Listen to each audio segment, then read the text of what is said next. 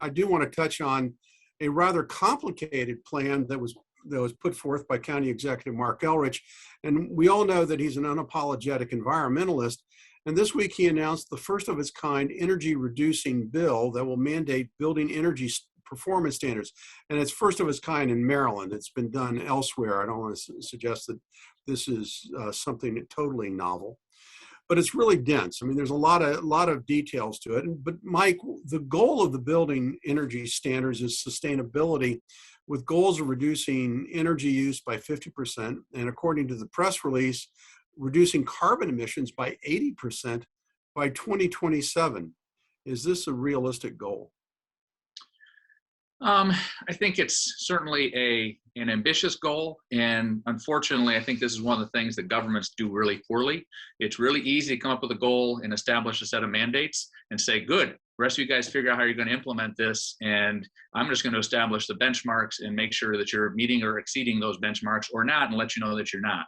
And I think it's going to be really important, if we're going to address climate change really, that we actually establish the goals that we're trying to achieve, and then put in place the tools that people can use to make that happen. Whether that's additional resources, clear objectives, putting those pieces together, but it can't be just setting a mandate saying, here's my goal, you guys need to figure out how to get there.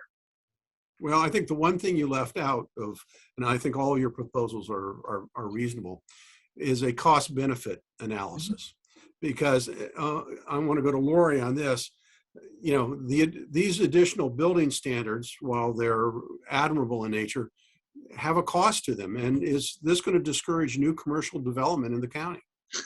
Yeah, I think you have to look at what is this going to do to businesses and how will it affect the cost to the residents of this county? And is it worth it to be the first in line in the country to be, you know, revolutionary in this area when it could end up hurting our residents? Aren't we supposed to be luring businesses here? I think that we need to look more closely at the cost benefit analysis and what is this going to do to the residents, and is it going to cost us a lot more money? You know, it may make a lot of people leave. A lot of businesses may not come here. Well, unfortunately, those businesses aren't coming here right now, so that's true. That's our bigger challenge. Yeah. Well, we have an election coming up in a little over a year, so that maybe that'll address that issue as well.